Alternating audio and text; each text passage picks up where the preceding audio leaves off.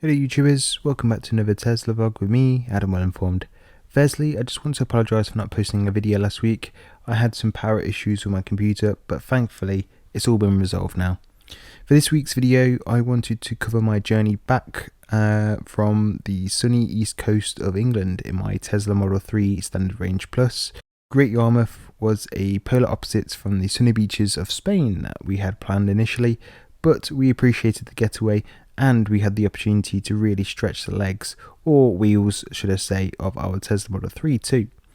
I didn't realise that they even have a offshore wind farm in the sea just off the beach here. I love just pointing these out to the kids and saying that the wind literally powers the car. Sometimes they're interested and sometimes they're not, just standard dad talk to be honest, but the whole concept to me is that we can get an electric car like the Tesla Model 3 and the thing can literally run on solar energy from the sun in the sky and the wind in the air, rather than oil drilled and shipped from halfway around the world. Sometimes it's good just to disconnect from the technicalities of the car and actually just look at it from an environmental perspective. It's not something that I mention too often on the channel because I find myself focusing on the car and the user experience generally. Anyway, getting back to the topic at hand. I recorded the driving journey to our destination and uploaded the video to my channel a few weeks ago. I'll mark it up on the screen if you're interested in watching it after this video, but it's worth noting this journey experience is completely different than before. And that's because on this journey, I'm focusing on the quickest way and time to return home. If you watch my previous video, I got as much charge as possible for flexibility purposes, just to cover any short-term trips to the shops or other tourist attractions. So I'll start with a fair amount of charge rather than virtually full this time.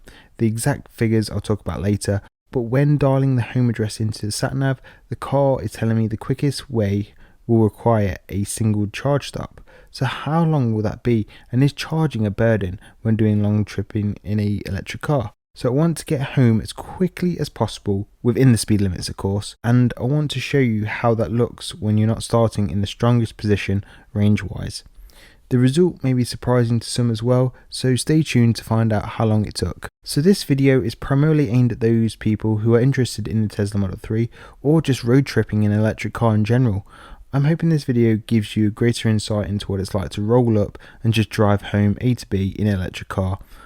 I'll also fully disclose the total road trip cost and break down the efficiency figures in a digestible way too. If you want to flick back to a certain point in the video, I have split the video into tiny sections so you can easily go back and navigate to the section that you want to rewatch or share. So let's get into it. So looking at the stats of the car, we got here initially with 70% battery remaining. We didn't actually drive anywhere else whilst we were here. So over the 4 days, how much battery do you think that we lost when we were ready to go home? 65%? 70%? So I came back to a magical 69%, and I'm not going to explain why it's magical. If I'm honest, it probably would have stayed at 70% had I not opened the doors multiple times at different occasions, which activates and wakes the car up. What probably consumed the most power during the wake up process was the AC, which was activated each and every time I opened the car door as part of my settings. I opened the boot quite a few times as well, as I stored those fold down deck chairs that you can have, but that runs off the 12-volt battery, so that wouldn't have affected anything at all, I don't think. Battery percentage actually flickered from 68% to 69% at one point, so maybe the car just preferred being on 69. All jokes aside, the car is fully loaded with less weight than before. We're not carrying all the food and drink in the car like we had them previously. So let's dig into the navigation and the projected figures ahead. So if you punch in our home address using the Tesla sat-nav, this is finding me the quickest way home, and that means charging for as little time as possible. So it says that we're starting from 68% and we'll need to supercharge at Thetford. And I will say it right this time because I didn't last time, which I do apologise for again. But it's predicting a 20-minute charge and we'll still reach home with a hefty 17%, which is more than enough for me to do my weekly shopping trip on my return. If I utilise Google Maps navigation, the difference in speed is slightly quicker with an 18-minute gain, but how does that compare to my favourite electric car related phone app, A Better Route Planner? This app helps evaluate what my road trip would look like with just postcodes. So I did check this before I even left on the trip, just to give me an idea of what I was working with on the journey home. I've covered this app in more detail in a previous video and just in theory of predicting EV range using an app on my SR Plus versus long range comparison video. Talking about comparison, a better route planner is slightly more ambitious. We appear to be arriving at the Supercharger with 38% charge left instead of 33% predicted by the Tesla sat-nav. Total trip is 2 hours 47 minutes including charging, which is the same as the Google Maps prediction, so this will be interesting indeed. Before I leave, I make sure I reset the trip monitor so we can accurately record the start and monitor efficiency correctly. Let the speed run begin. Before I delve deeper, please remember to support my channel by hitting the like, subscribe button, notification bell. Just a quick gesture, really helps me out if you enjoy Tesla content like this. Let's drive to the Supercharger then. So 10 minutes in, and on the trip meter the energy consumption is running at 380 watt-hour miles, but we don't need to panic as this is down to the preconditioning of the battery. As the navigation knows I'm on a way to the Supercharger, the car is being manipulated into the most ideal conditions to accept fast charging. If you want a more technical answer, the motor is actually generating heat that is then being fed directly to the battery to pump up the battery temperatures to the fast charging sweet spot. So that also has an effect on consumption figures for now, but it will average itself out over the journey. 35 minutes in and the consumption has already dropped from 38 watt-hour miles to 280 watt-hour miles. The trip graph on the energy chart is also showing that we are actually achieving a better performance than anticipated. So not only will we turn up with more charge than expected, in theory this will lower the overall charge stop and journey time.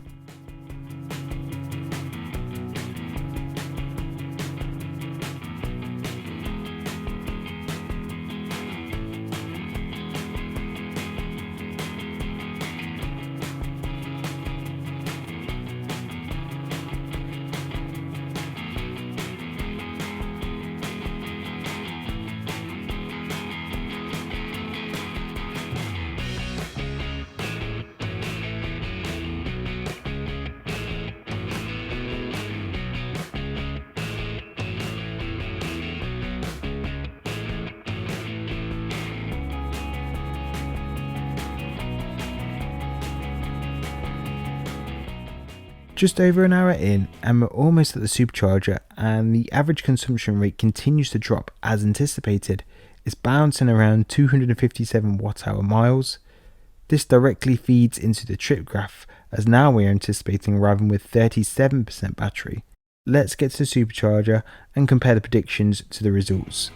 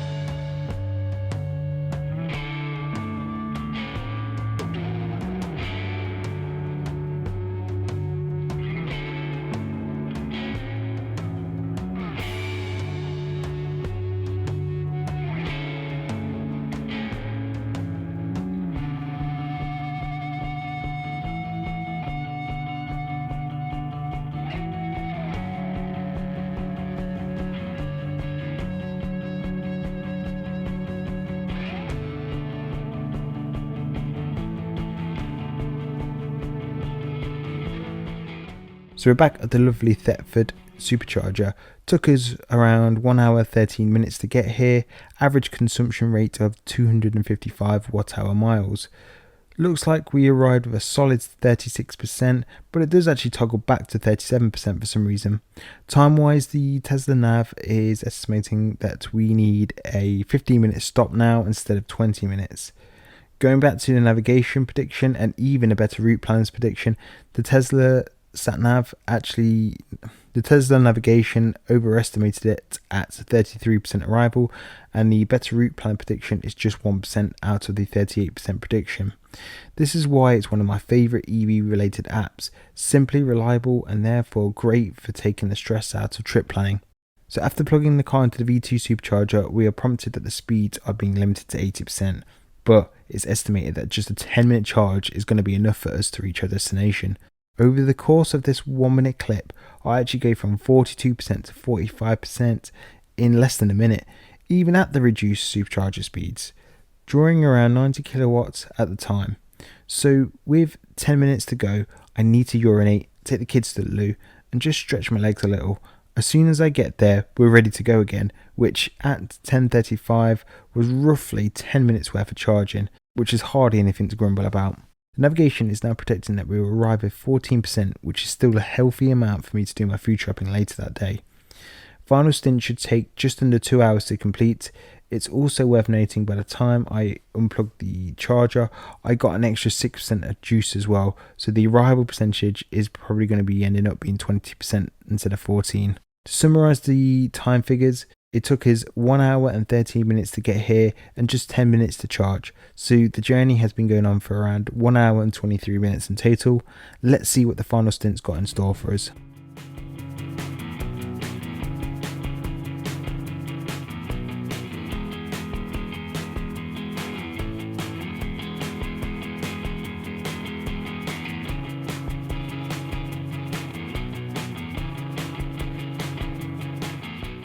So after 43 minutes, the consumption is just 255 watt-hour miles, but the trip gaff is saying that we'll get home with 24% battery, so estimating a 4% gain from the initial predictions.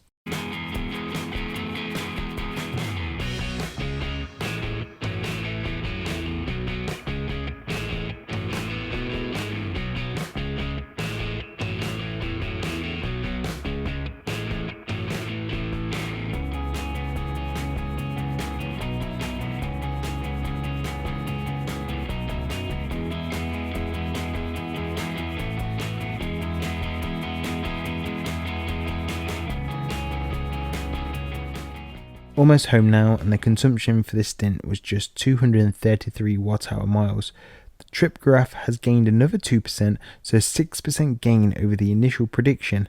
The car is working great over this motorway style run. We finally made it home 2 hours after leaving the supercharger with 25% charge remaining. One child fell asleep and the other one was so close to falling asleep too on that journey home. We achieved 232 watt-hour miles for the final stint and 241 over the whole distance. Let's not forget preconditioning had its effects on the averaging too, but this figure is truly representable of what actually happened collectively over the two stints. Without that supercharging on the battery, I think the watt-hour miles could have been an average of 230 like that second stint, but don't forget we also would have sacrificed charging speed and the overall trip journey would have been shorter had it not preconditioned the battery before charging. If we're looking at the time, the trip home took 2 hours exactly, plus the 1 hour 13 minutes from the first stint, then the 10-minute charge gives me a grand total of around 3 hours and 23 minutes. Tesla Navigation had estimated a trip time of 3 hours and 5 minutes, so not far off its prediction. Conclusions. So this road trip physically cost me about £2.50, and yes, I mean £2.50, because I had free supercharge miles thanks to you folks that have used my referral link. The £2.50 takes into account my initial home charge on the way there, so we're talking about 300 miles costing £2.50 as a grand total. I think we'd even struggle to get on a coach for one person for that, not to mention 2 adults and 2 children. Speed run involved a 10-minute charge, even with supercharging restrictions in place. To reiterate, I was not waiting around for 10 minutes, it was a toilet break and go. No spontaneous wee stops along the journey because of that initial charging stop that we had. If anything, 10 minutes might have been a little bit too quick for me. Hold on a second, let me rephrase that. Charging did not hinder my journey time, it was a toilet break and go. Electric cars are only going to get better on this front, but the whole waiting for hours to charge is just not applicable when you're driving a Tesla in particular. Charge what you need and go, taking advantage of the super quick charging times between 0 to 80%, but only up to what is required to finish the trip. After I got home and did the food shopping, I plugged it in at home and I woke up with full charge again. Electric cars can be convenient to drive along long distances, even with families like me. That's it for today's video. I've got loads more cracking content lined up for you guys. Drop us a comment if you got this far in the video. If you don't know what to comment, just comment 69% battery and I'll give you a cheeky thumbs up. Don't forget to share the video with your friends and family. I really enjoy doing these Tesla vlogs and the support is hugely welcomed. Thanks for watching, and I'll see you in the next one.